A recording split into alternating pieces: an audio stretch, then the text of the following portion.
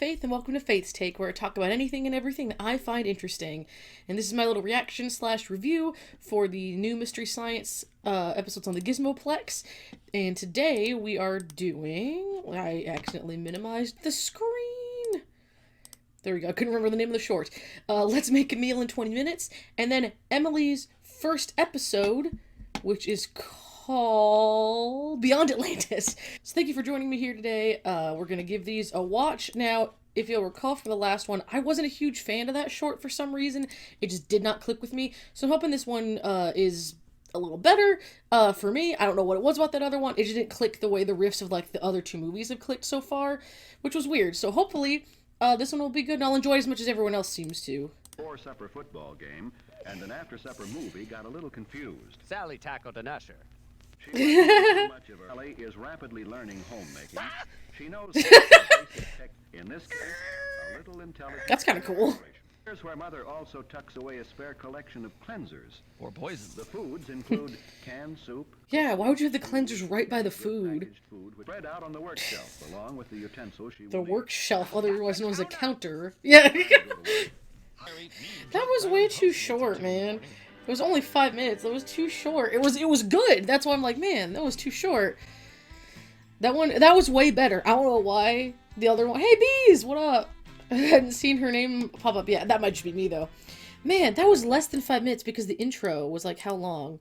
Dang, that was only like a 4-minute short. That's sad. But it was actually, that was really good. That was way better than the first one. I don't know what my hang-up was about the first one. I can't really describe why it didn't grab my attention, I guess. It didn't, though, and that one was way, way better, so that was really fun.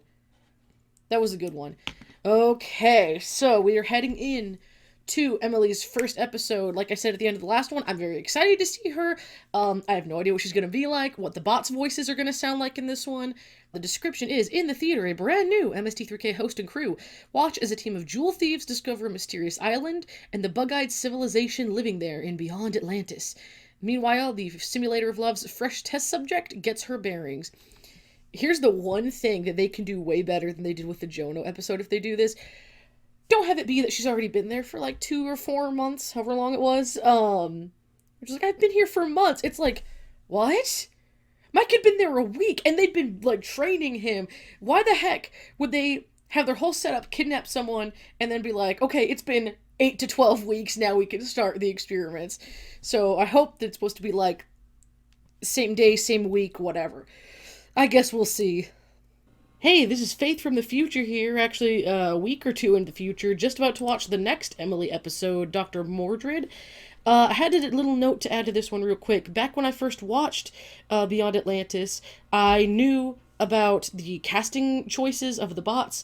I knew that Kelsey was going to be the performer, or at least the voice of Crow. What I did not know is that for at least one episode, I'm not exactly sure how many overall, she's actually replacing someone who had already done the performance. So she's actually dubbing, which I just want you guys to know, like, I still have certain notes on, like, the Crow voice and some of the performance that I'm like, yeah, I probably would change this or that or the other. But in her defense, she is also not just trying to sound to a degree clearly like Hampton's Crow, but someone else doing a version of Hampton's Crow and dubbing over it, which cannot be easy. So take all my words on her performance with a little grain of salt, because I was not aware of that fact when I shot this. Let's see how it's going. And Look. all the rubber baby buggy bumpers made it safely back to shore. Oh, I don't like that. I don't like this. Okay, oh boy. Okay,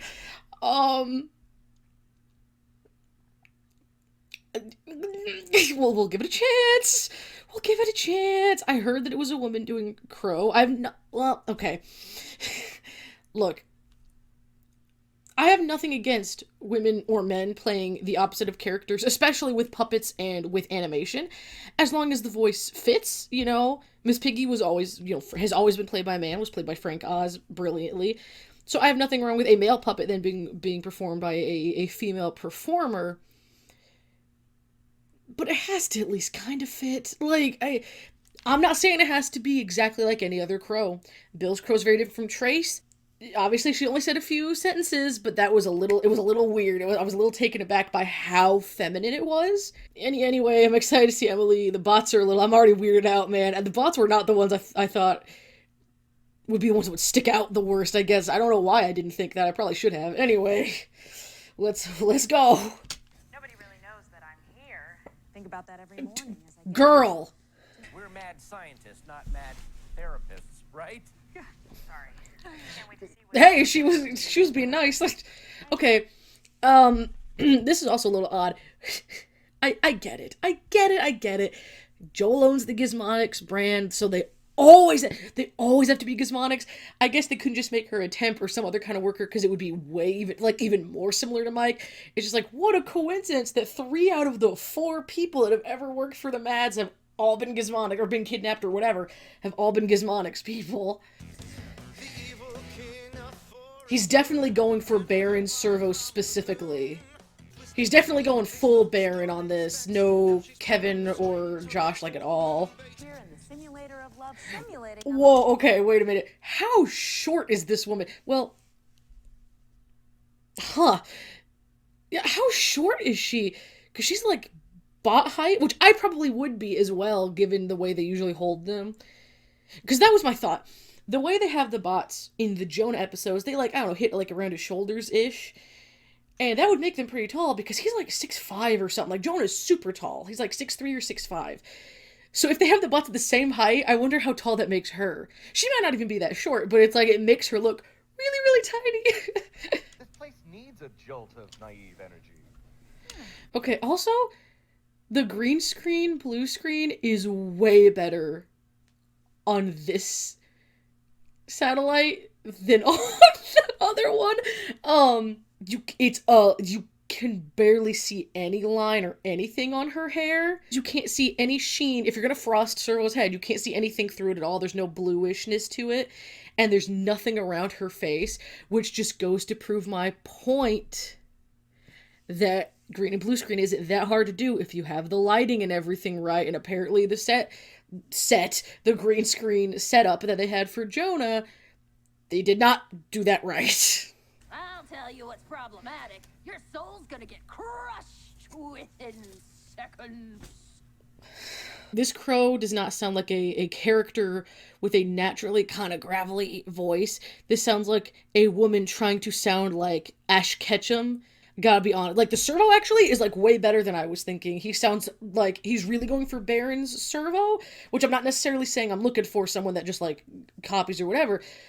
But it's if it works for him and he can do that voice and he can make it funny, that's fine. That Tom doesn't sound too off from other Toms we've had, including the current one, the other current one. This crow is bad. I hate it. It sounds very forced. And even just in that line read, it sounds so effing forced. It sounds so... I'm trying to be funny with a voice that isn't mine, and that's kind of hard for me to do. I'm not saying it's easy to be funny in general, let alone easy to be funny in a voice that isn't yours. But, dude, again, big shoes to fill. I'm not saying a crow has to be exact. Either crow or Tom have to be exact at all. Like I said, Bills and Traces are almost nothing alike. But both the energies and the voices fit the puppet and fit the character they're going for.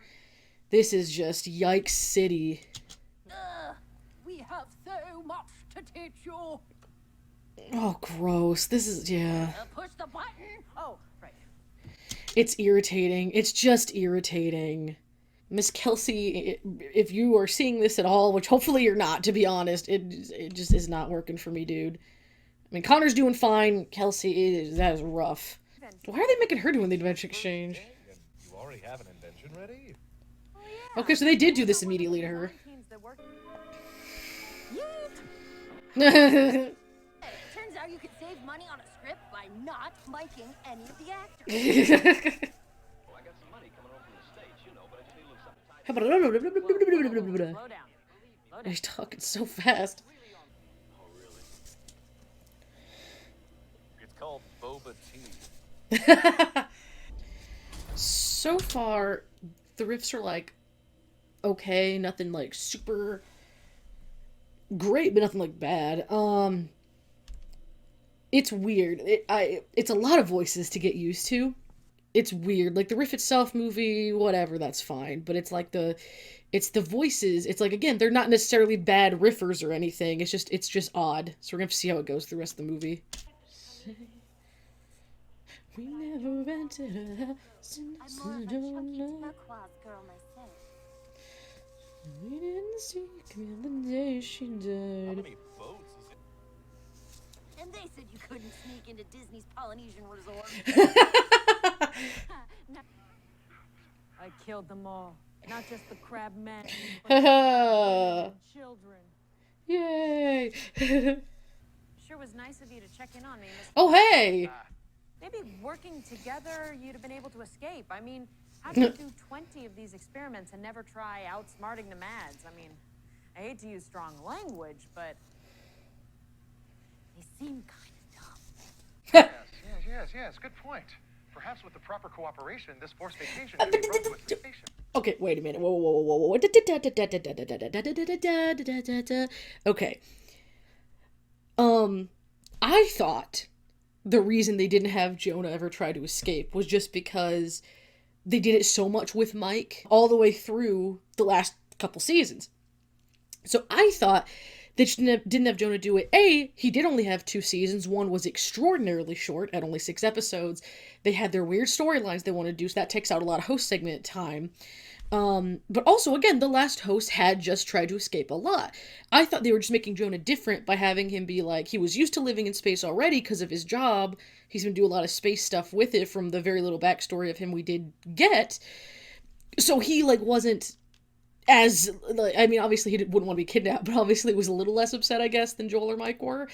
So I thought it was just so he would stand out in a different way. And again, limited host segment time, so they just didn't do it. Don't go telling me that Jonah, arguably the smartest host that ever has been or ever will be on this show as a character, never thought about trying to escape then, and it's only because no one suggested it. That's dumb. And I'm talking baby level dumb here.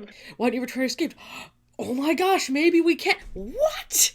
Joel escaped, so why wouldn't he have thought of it before? That's just really bizarre to me. That's just really bizarre to act like, yeah, the Mads are really dumb, and Jonah didn't think of that. By extension, wouldn't that make him kind of dumb? Like, don't you be making my Jonah any, like, don't you be making him stupid. Anyway. I will tell you later why I speak in rhyme, but unfortunately now you've got...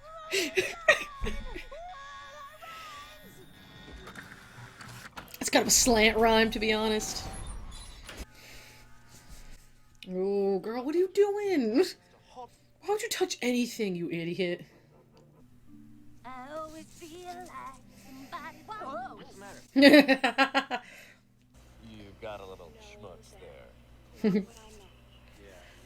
Dude, stop! Oh, gosh. I can no longer protect you. You're too old to be on my insurance. Oh, man. And that's how I net your mother. Ching. I don't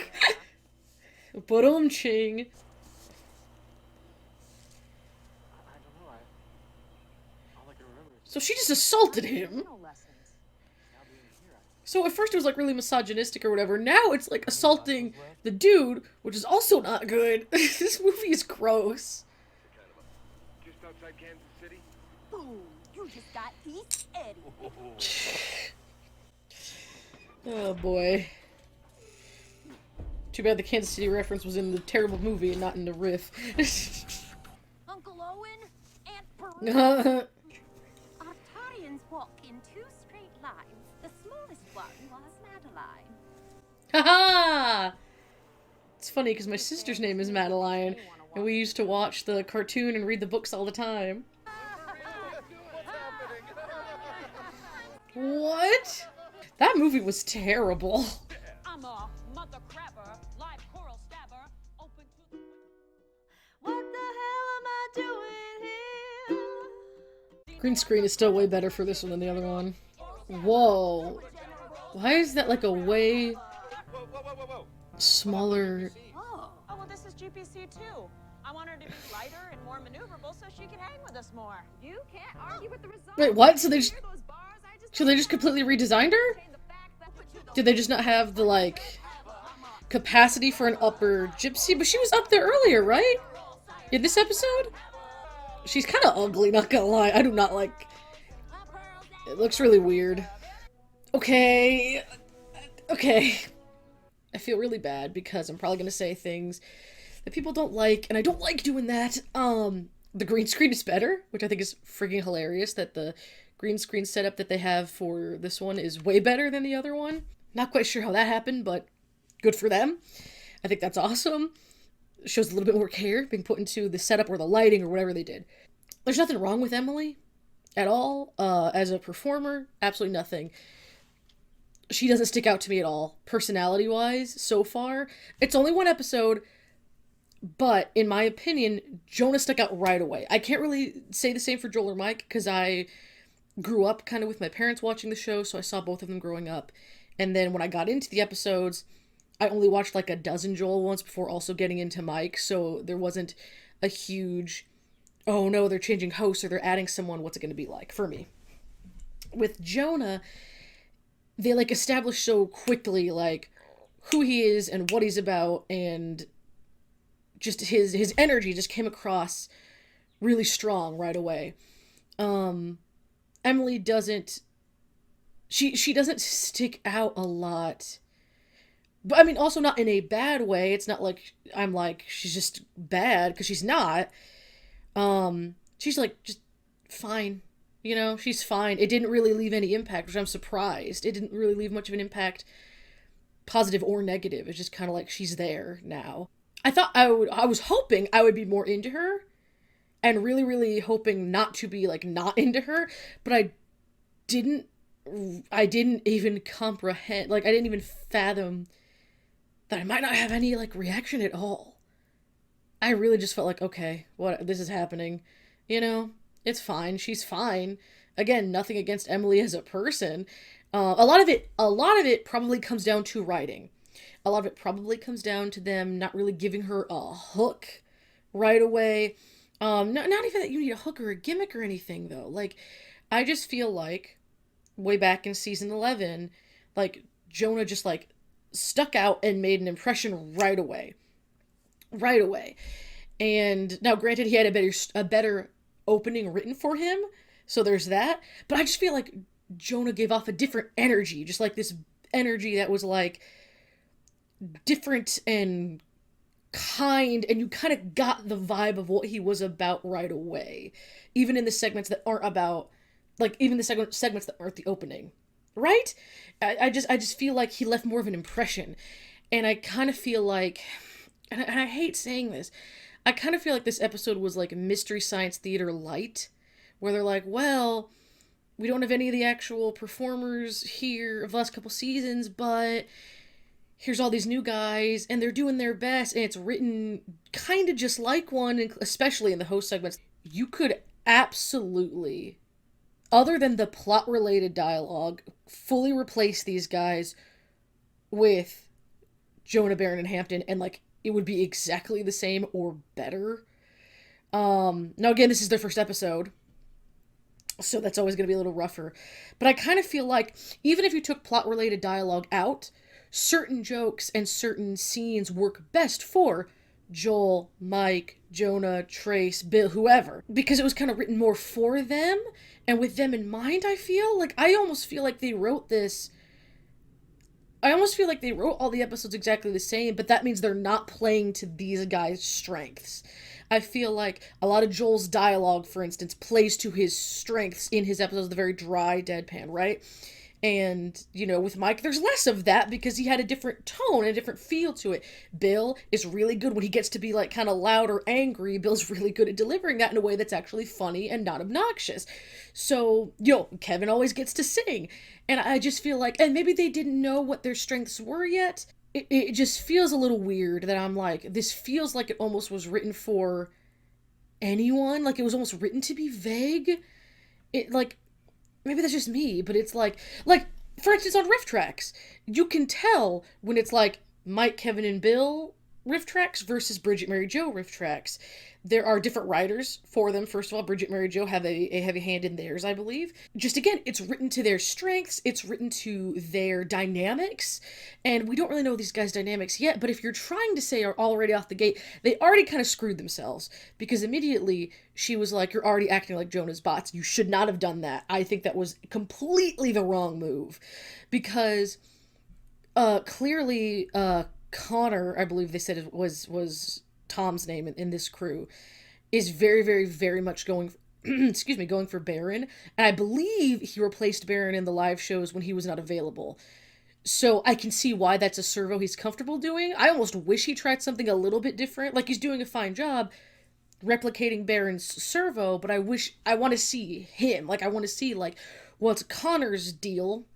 I feel like they're doing Kelsey an enormous disservice by having her play Crow. Even if they made the whole, like, your voice will change inexplicably joke.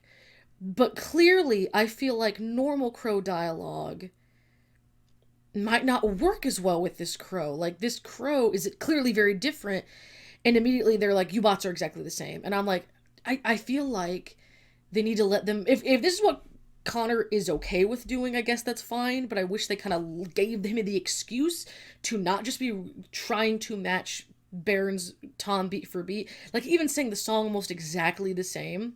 I feel like you need to give him some freedom to kind of do what he wants. Don't just say they're just like Jonah's and be like, you have to play it just like you did in the live show. Again, if that's his choice, I guess that's fine, but I think it would be cool if he was kind of doing his own thing a little bit. With Kelsey, I feel like this is so not Crow in a way. It's just so completely different. Both the voice, the tone, the reads, and when she does try to read, like when you can tell she's trying to do a read, like for mostly I think how Hampton would read it, it doesn't come off that good. And I don't blame her. I feel like they might have put the bots like in a box, and they might have told Connor and Kelsey, like, you know, with Kelsey, I guess she's a woman, so it might have just been like, do the voice that you feel comfortable doing, but you're supposed to kind of read it. You guys are like Jonah's bots. You're just carbon copies of them, so act like them. Instead of giving them, and I could absolutely be wrong about that, but that's the vibe I'm getting. It isn't like, it's almost like they should have treated them like new characters. They already redesigned Gyps for them, so why not redesign the other two a little bit then, if that's what you're gonna do? Even if you just gave them paint jobs or something, then there's a good excuse as to why their voices are different, and a good excuse to why their attitudes could be a little different. Crow sounds and feels even more like a child in this. I'm not saying there's anything wrong with that. I'm just saying then, update it. Don't say you're just like Jonah's. Don't even design them exactly the same. You made, I hate this, GPC. That's just like, I have to always not say J. It's weird. Anyway, you redesigned her. You could have redesigned the others to be smaller or a slightly different color or something to make them more unique to Emily's, if you're going so far as to where one of the voices is so totally different and the performance is different. And when, I just feel like when Kelsey's trying to read a line as a previous Crow would do it, it comes off as kind of weird, because I don't know if it's just because that's not her natural voice, obviously, and so you're trying to stay in that voice and imitating a read of someone. I don't know if it's just like she has a different humor tone that would work better, like how Joel had kind of a unique tone. I don't know. Again, I don't want to knock Connor and Kelsey at all. I'm sure they're working very hard. The thing that I always remember is when Bill took over for Crow, he at first wasn't sure, like, am I just trying to replicate what Trace did? Am I trying to do something different? And he said that Mike and Kevin talked to him and said, do what you need to do to make him funny. And that's how Bill knew how to kind of come into it, both vocally and just performance-wise, and get it to work. And in my opinion, Bill is one of the, if not the strongest riffer out of any of them ever. I love Bill. His timing, his performances are always great. And it all started with that. And I kind of feel like they told Connor and Kelsey, read it the way everybody else reads it. Not even just the bots, but there are times, even in the Jonah episodes, where it's almost like they're all the same person. because they read the lines so similarly sometimes that even when you can tell, okay, I know that was Jonah that was speaking, but it almost sounded like it should have been Crow that said that line. Like, they have them read things in such an exact way sometimes. They have such an exact syntax and mannerism. And I feel like now that you have these completely new and different voices and performers doing it here, that makes it work even less, because then it just sounds like they're copying and not being able to do their own thing. Again, I could be completely wrong. That could be what they're comfortable doing. That could be what they want to do, and that's fine. Like, I hope they're doing what makes them comfortable. But hearing it like this, it feels like they were told, copycat it as much as you can, even if the read doesn't work with your voice or your type of natural delivery. It is just weird to me. It's a weird Crow voice, especially again because they're having to read things exactly the same, and they're like, oh, you're exactly like Jonah's bots. I'm like, you didn't have to do that. You know, you didn't have to pigeonhole them like that. You could have done something different, and you didn't. I just feel like this was a way to almost have two versions of the show at the same time, and instead it just kind of feels like a copycat of itself in it. It's very weird. And yeah, Emily, fine, left no impact whatsoever. I think because the bots are at least more interesting to talk about. Like, Emily is just there. She's just a new female Riffer, and there's like nothing special about her personality or her delivery or anything that stuck out. Again, I don't know if they're directed to deliver lines all very similar, but they didn't give her anything in the host segments at all where I was like, that sticks out or that makes her different or whatever. She is just there. And that makes me sad, because I know a lot of people were looking forward to Emily. I know a lot of people seem to really like Emily, and that's great. And I want Emily to succeed. I want Emily, Kelsey, Connor, all of them to succeed and love what they're doing in this and be loved by the fandom. I really do. But they're just not working for me in this capacity. The way they're being written, the way they're being directed, I think is probably the biggest one. I feel like they're being told, read it as if you're reading with the other guys, or that you are the other guys. And I think that is stifling. I think that clearly they didn't tell, like, Bill is just the best example, because he had the longest time of another performer doing that character before him. You know, they didn't tell him, read it exactly like Trace would have read it, or read it like, you gotta fit our vibe, like, identical. But again, I feel like even sometimes Jonah and his bots kind of feel a little the same. Mike, like, they have him tell an embarrassing story in his first episode, and that kind of establishes who, like, some of the way that he reads things, his relationship with the bots, what it'll be, the bots saying, you're not gonna leave us, are you? Like, that's all important. And in Jonas, he got, I think, a way better intro. You get to see kind of who he is right away. Even in the theme song, it's very clear who he is. In this theme song, you don't get a sense of either of them, because it has to be generic, so you can sing the exact same thing on both of them. I just feel like they didn't let any of the performers have enough of their own voice. Or with Crow, that she has like her own voice, but they like tried to scrape it into Crow in a way that doesn't make sense, and it just feels weird. It just all felt weird, and I'm really sorry. I'm just as disappointed as you guys that I was not all about this one. The writing of the episode itself was fine. It was a fine episode, I guess. Movie was goofy and stupid, but like not so boring that it's hard to watch or anything like that. The riffs were fine. There haven't been too many gutbusters this season at all yet, but again, we're only in episode 3. But you'd think that these guys would have their sea legs enough that the writing, they could have slowed it down like they have, which again, I appreciate a lot. But we'd be getting some more like that really hit, because we're not getting a lot, for me at least, that really, really hit. I can't lie to you guys. I can't give you a dishonest take and be like, oh, they're good, they're probably gonna get better as it goes on. I feel like they're just like there, and they didn't either write or direct or both it enough for them to actually shine and stand out in a good way and have their own SOL. It feels like a simulation. It feels like you typed into an AI, here are all the ingredients of Mystery Science Theater, and it's like, here you go, and you're like, I mean, it's kind of there, but it's like, it's like the seasoning's a little off. It wasn't terrible. I don't even want to say it was bad. It was just just didn't evoke a lot of emotion, which is weird for me. Like, I'm just kind of like, all right, like, I mean, it exists. But at this point, they either don't stick out or they're sticking out for the wrong reasons, which is that it feels like they're kind of being pigeonholed, where it's like, here's the character you're playing, and we're not going to rewrite it for you in any way to where it, like, plays to your strengths, and you have to use this voice. Like, the Ash Ketchum voice, man, I don't feel like that fits Crow at all. If you're going to say he's anything like any other previous version of Crow, I don't think that fits at all. This is a new character. You could have either, again, redesigned them, or just given Emily new bots, man. Because at least then you're setting it apart. Because doing it like this, you have one that's clearly trying to, like, be identical to Baron's Tom, and then you have another one where it's like, okay, yeah, this is Crow, but it's so totally different. But again, you're having her try to read it in the same way as Crow, but it's not. Those are the ones that are hitting the least for me, is when you can tell they're trying to have her read it just like a previous Crow, like Hampton or something. I'm sorry, I really am. I just feel like if you're gonna say this is Crow, this is Tom, this is the new host, like, then let them be different.